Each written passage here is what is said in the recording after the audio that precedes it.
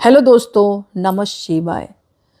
दोस्तों, देवशनि एकादशी का व्रत आने वाला है जो कि आषाढ़ मास की शुक्ल पक्ष की एकादशी तिथि पर पड़ता है, जो कि 2025 में पड़ रही है आपकी 6 जुलाई को। पहली चीज़ तो मैं ये बताऊँ आपको, 6 जुलाई रविवार का दिन है, इस दिन पड़ रही है। तो सब प्रथम तो आपको देवशनि एकादशी की बहुत बहुत शुभकामनाएं, बधाई। देवशनि एकादशी के नाम से ही आपको लगता है जैसे देवशयन, यानी कि भगवान विष्णु 4 महीने के लिए क्षीर सागर में विश्राम करने चले जाते हैं, शयन करने चले जाते हैं और सृष्टि का पूरा भार भगवान शिव के रुद्र अवतार को दे जाते हैं। यानी 4 महीने वही संभालते हैं भगवान भोलेनाथ, इसलिए इसका नाम है देवशनि एकादशी।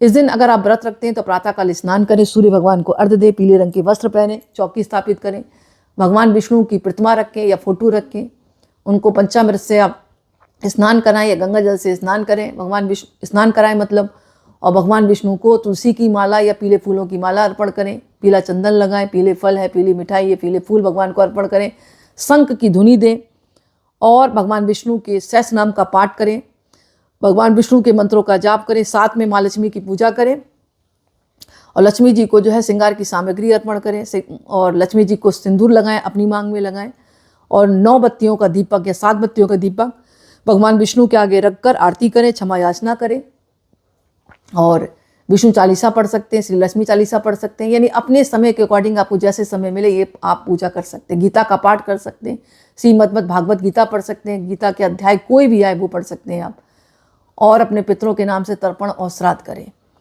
इसके अलावा आप जो है शाम के समय कथा का श्रवण कर सकते हैं। कथाएं अनेक हैं, जिसमें से मैं आपको एक लघु रूप बताती हूँ। कथा इस प्रकार कहा जाता है कि एक समय की बात थी, राजा मंदाता के राज्य में भयंकर अकाल पड़ गया। वर्षा न होने के कारण प्रजा भी परेशान होने लगी और राजा अपनी प्रजा को बहुत बच्चे की तरह पालता था। फिर राजा बहुत परेशान रहने लगा तो उसने एक ऋषि से पूछा। ऋषि ने उनको मार्गदर्शन दिया कि देवशनि एकादशी का जो है आप व्रत रखें, भगवान विष्णु की विधिवत पूजा करें, उनके आशीर्वाद से आपके जो है मतलब राज्य में बारिश होगी, जिससे आपका अकाल दूर हो जाएगा। राजा ने खुद भी व्रत रखा, प्रजा को भी व्रत रखवाया और विधिवत भगवान विष्णु की और माता लक्ष्मी की पूजा करी।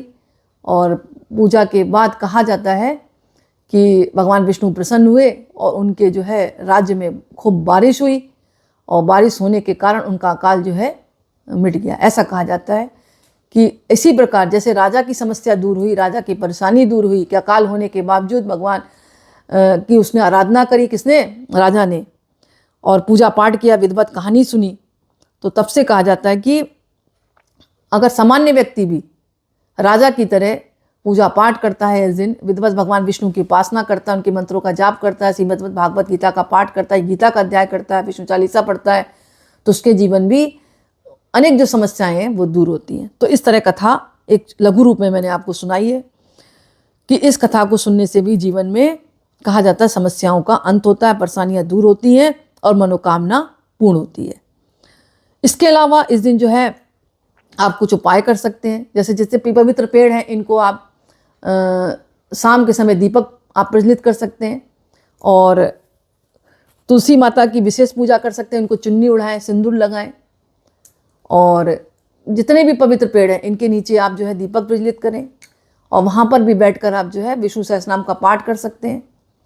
केले की पूजा करें, केले की वृक्ष में आप जो है मीठा जल हल्दी डालकर आप चढ़ाएं, भीगे चने की दाल है, गुड़ अर्पण करें, दीपक वहाँ पर प्रज्वलित करें, पीला धागा हल्दी से रंगा हुआ परिक्रमा करते हुए आप बांध दें, अपनी मनोकामना बोलें।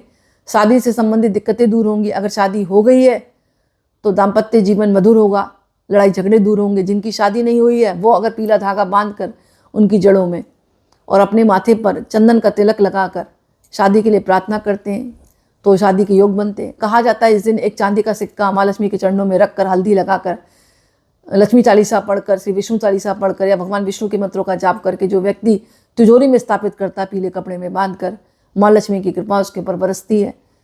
इसके अलावा शाम के समय जितनी भी सुनसान जगह है वहाँ पर भी दीपदान का महत्व है, क्योंकि भगवान विष्णु को दीपदान बहुत प्रिय है। इसके अलावा गोमती चक्र है, कौड़ियाँ हैं, इनकी भी पूजा कर कर आप अपनी अलमारी में स्थापित कर सकते हैं। शंख जरूर बजाएं इस दिन, पंचामृत भगवान को जरूर अर्पण करें, हो सके तो स्नान कराएं, इसका भी महत्व है।